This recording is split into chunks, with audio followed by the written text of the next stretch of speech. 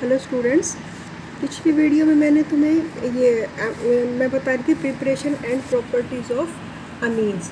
इसका हमने ये गैब्रियल पैथलमाइड सिंथेसिस कर लिया था। कहाँ तक का ये कर लिया था मैंने ये बताया था। यहाँ से ये NC2H5 निकल जाएगा और इस दो एटम्स हाइड्रोजन के साथ मिलके ये C2H5NH2 बना देगा और जो इसके दो OH ग्रुप हैं वो जाके इनके साथ अटैच हो जाएंगे और हमारे पास क्या बन जाएगा COOH, यहाँ भी और यहाँ भी।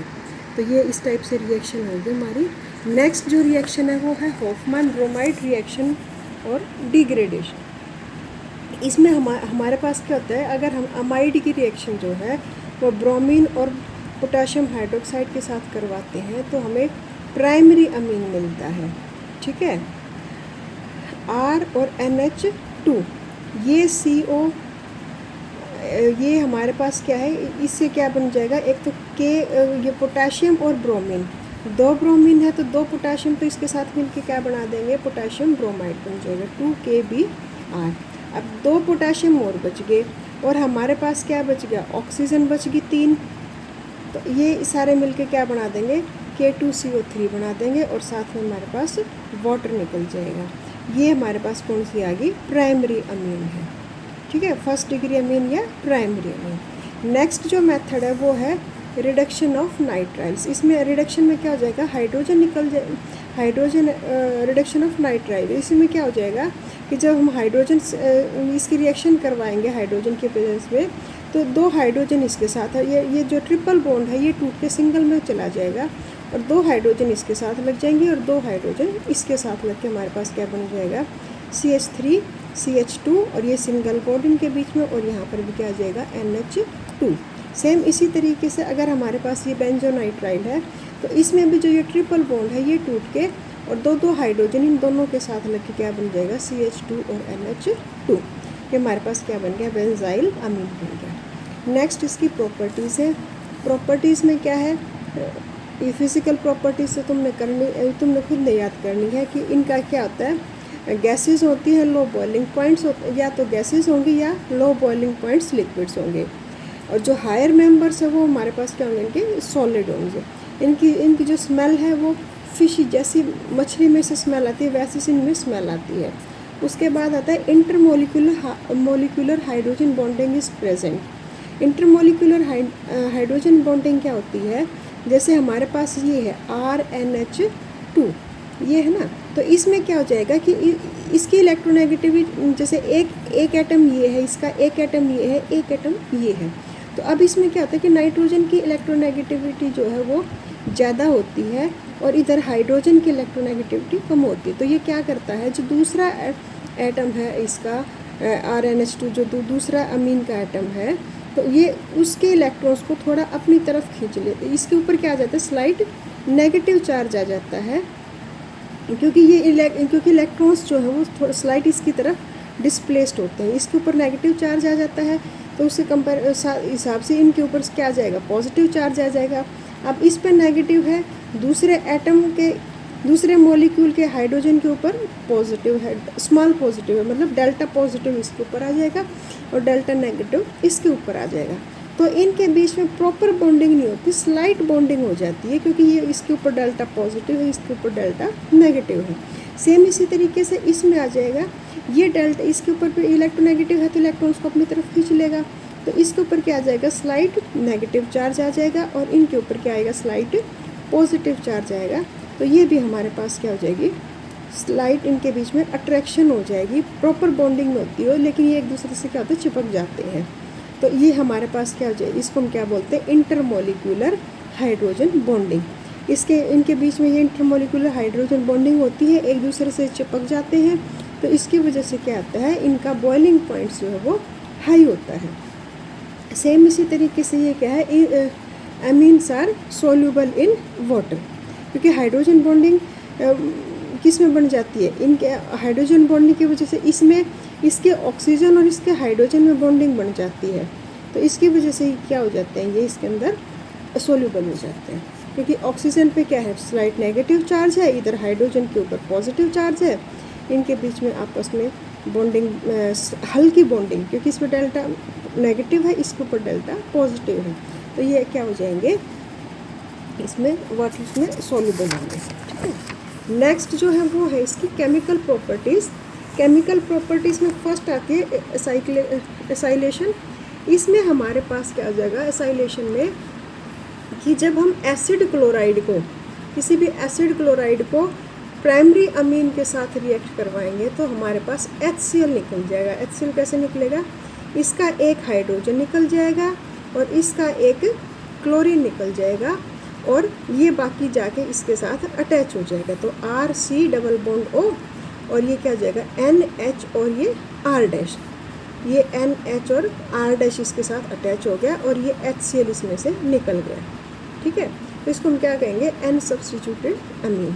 इसी तरह से जो स्कॉट एंड बोमन रिएक्शन है, इसमें भी क्या हो जाएगा, ये एनिलीन है, इसको हमने इसके साथ रिएक्ट करवाया एसिड क्लोराइड के साथ, तो सेम मेथड इसमें है। इसमें भी क्या हो जाएगा, इसकी एक हाइड्रोजन निकल जाएगी और यहाँ से एक क्लोरीन निकल जाएगा, और बाकी जाके सारे इसके साथ अटैच हो जाएगा। ये देखो, ये यूँ का यूँ है NH, ये बेंजीन रिंग होगी, ये NH हो गया, उसके बाद एक हाइड्रोजन इसकी निकल गई, एक क्लोरीन इसकी निकल गई, तो ये बाकी सारा जाके इसके साथ अटैच हो गया। C डबल बॉन्ड O और C6H5, और साथ में क्या आ जाएगा प्लस में HCl।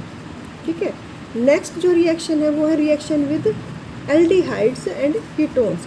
Reaction with aldehyde and ketones में क्या हो जाएगा, सेम उसी तरीके से इसमें जैसे हमारे पास HCl निकला था पहली वाली रिएक्शन में, HCl निकला था, इसमें वाटर मॉलिक्यूल निकल जाएगा। कैसे, जो एल्डिहाइड का ऑक्सीजन है और अमीन का जो हाइड्रोजन है वो मिलके क्या करेंगे, वाटर बना देंगे। तो H2 और O ये मिला के वाटर बना दिया, तो क्या बच गया RN और डबल बॉन्ड CHR डैश। यहाँ पर हम लिख देंगे माइनस क्या हो जाएगा H2O निकल जाएगा। ठीक है, सेम इसी तरीके से अगर हमारे पास क्या है, ये कीटोन है, तो उसमें भी यही हो जाएगा कि इसका हाइड्रोजन और इसका ऑक्सीजन मिलके क्या करेंगे, वाटर बना लेंगे, तो माइनस का H2O हो जाएगा, और RN और डबल बॉन्ड C और R, और ये R डैश, ये हमारे पास इसके साथ अटैच हो जाएगा। ठीक है, नेक्स्ट जो रिएक्शन है वो है कार्बाइल अमीन रिएक्शन। कार्बाइल अमीन रिएक्शन में क्या हो जाएगा, हम इसकी रिएक्शन करवाएंगे CHCl3 और पोटाशियम हाइड्रोक्साइड के साथ, तो क्या हो जाएगा हमारे पास, एक तो KCl निकल जाएगा, ये 3 पोटाशियम इन 3 क्लोरीन के साथ में रिएक्ट करके क्या बना देंगे, 3KCl बना देंगे, ये निकल जाएगा। और उसके बाद हमारे पास क्या हो जाएगा, OH, तो ये और हाइड्रोजन ये दोनों मिलके क्या बना देंगे, वाटर बना देंगे। ठीक है, ये मिलके तो